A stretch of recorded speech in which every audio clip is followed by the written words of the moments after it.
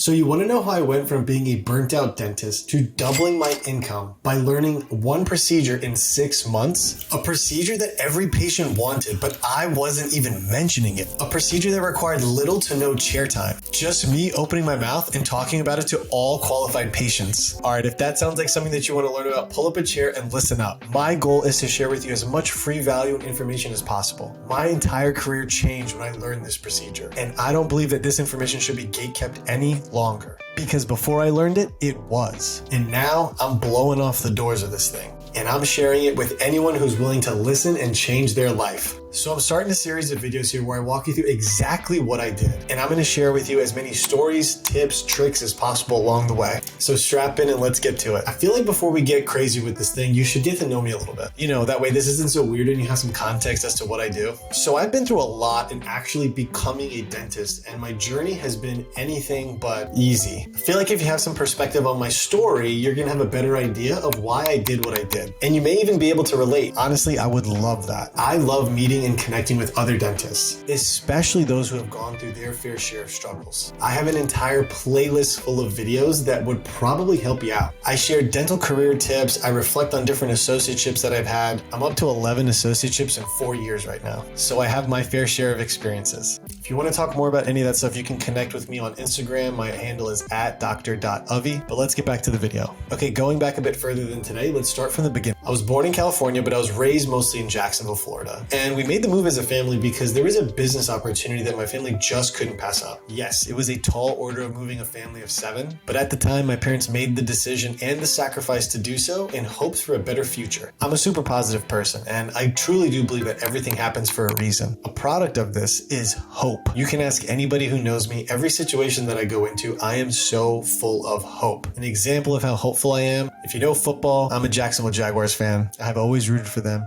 every single year, and I truly believe they will be good. All the NFL fans are laughing at me right now because they know the Jacksonville Jaguars are anything but good, and they've been the exact opposite of good for the last 20 years. If you're watching this video right now thinking, why is this dentist talking about football in a video about a dental procedure? It's because I'm trying to give you some perspective as to how I think and operate. As these videos go on, and as you watch my dental associateship reflection series, you're going to see that I had a lot of ups and downs in my career, but I still have the drive to push forward. Anyways, the Jags are a team that have been bad for years. They've let their fans down over and over again. They've set records for being the worst team year after year. I'm not joking. But for some reason, my hope still remains. It doesn't matter how bad they may have been the previous year. It doesn't matter what may have previously happened to me in life. I will always be hopeful. Hope is something that is in my DNA, and I definitely get it from my parents, and I'm proud of it. Definitely does suck when you get let down time and time again in your life, but hope is a great driving force to push you in a positive direction. Also, life is way more fun when hope is coming along for the ride. Okay, back to my journey.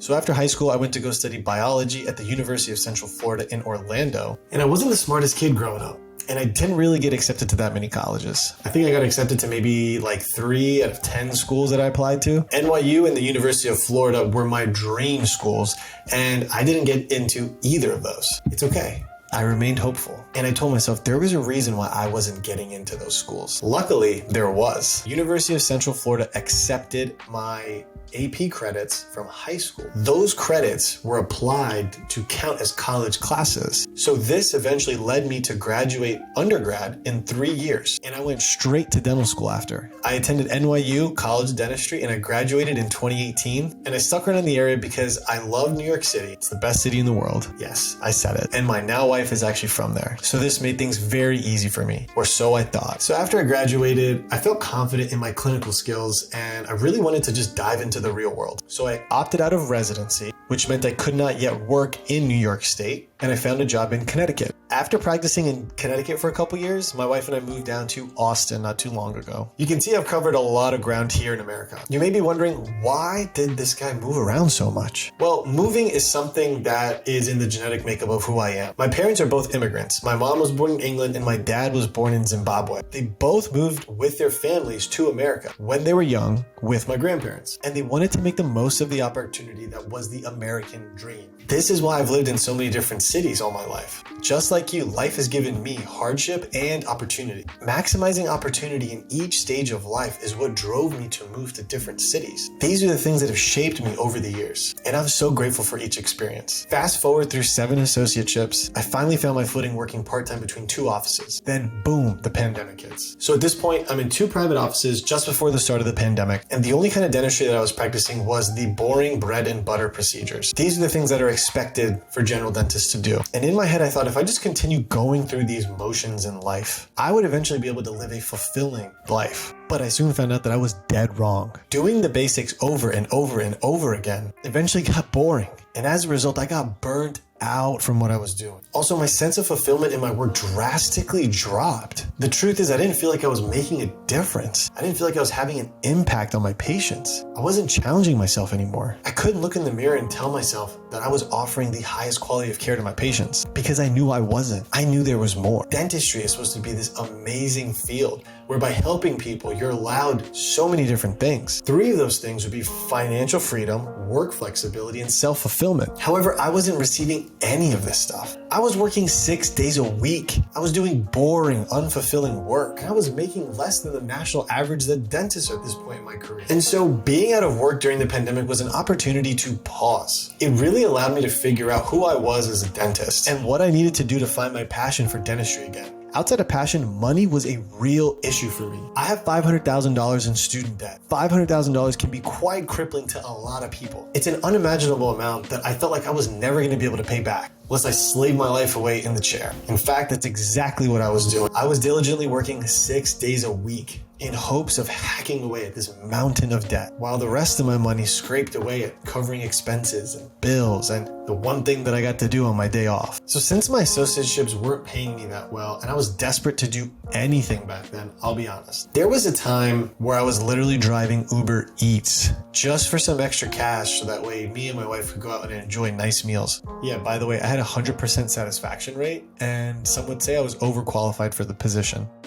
And while it would have been super easy for me to just accept this as my reality and just continue going through the motions and essentially give up on my hopes of achieving more in my career, that's not how I operate. I told you this earlier. I knew I had to do something. I knew I deserved to be happy and live a fulfilled life. I have worked too damn hard to get to this point to not be happy. So I looked inward and I made a change. And I would not stop until I was living a fulfilled life that I had envisioned for myself. So knowledge is power, right? Well, I was pretty damn powerless at this point in my life. So I turned to learn something new. I decided to take continuing education, invest in myself to find a spark. I learned implants and I started placing them. This was so much more fulfilling and was a lot of fun. However, when you just start off with implants, it's all about case selection, right? So I stuck to mandibular first molars and maxillary premolars. I didn't want to hurt my patients and I wanted to build confidence. However, these restrictions really limited the financial upside of implants. I wasn't able to do a high volume of cases, so my schedule wasn't full of them. It was going to take me time to really practice and hone in my skills to get better at this. So I didn't stop there. I kept looking and learning. And I reached out to other dentists and I started asking them, hey, what are you doing? What's working for you? How are you able to have so much time and freedom in your life? Some of them were saying that they would like to make more money as well. Others were saying that they were very content with where they were at. Now, there was a major difference between these two groups of dentists. The ones who wanted to make more money were only doing the same procedures, but looking to do them in a higher volume, which was leading them to burn out. I know. Shocking, right? You do strenuous things over and over and over again, and then you burn out. Who would have thought?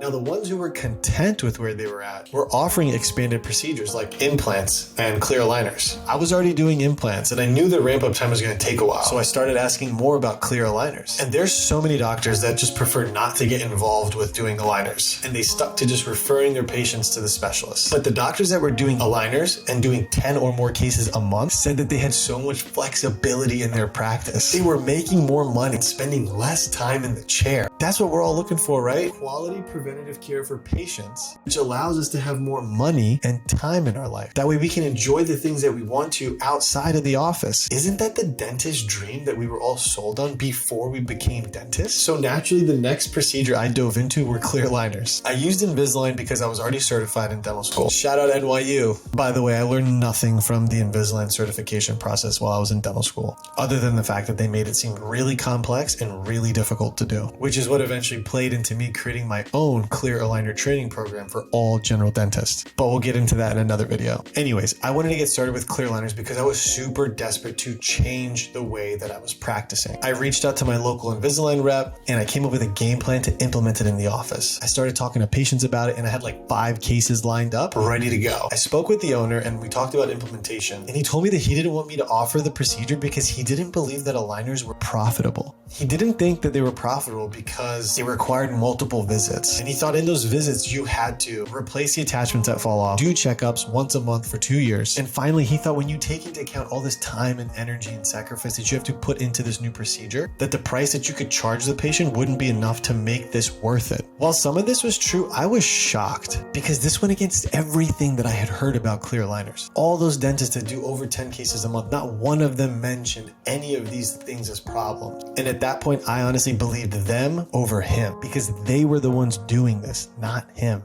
This owner wasn't even a practicing dentist anymore. So this was the tipping point for me. I was determined to do 2 things. Find a practice that would be open to me implementing aligners and implement it in a way that would be profitable without sacrificing chair time while still improving my patient's oral health. If you're still interested and you're someone who wants to hear more, check out the next video in this clear aligner series. I got a bunch of stuff to share with you guys and I couldn't put it all in one video. Also, if you're interested in getting started with clear aligners in general and you want some free training on it, be sure to sign up for my free masterclass where I walk you through step by step how you can start 3 more clear aligner cases tomorrow. The link for that's in the description below. So if you enjoyed this video, don't forget to drill that like and subscribe button and share this with anyone you think can be benefit. Like I said at the beginning of this video, my goal is to share as much free value to you guys as possible. This way, as dentists, we can all be better. Thanks again for watching. I'll see you in the next video.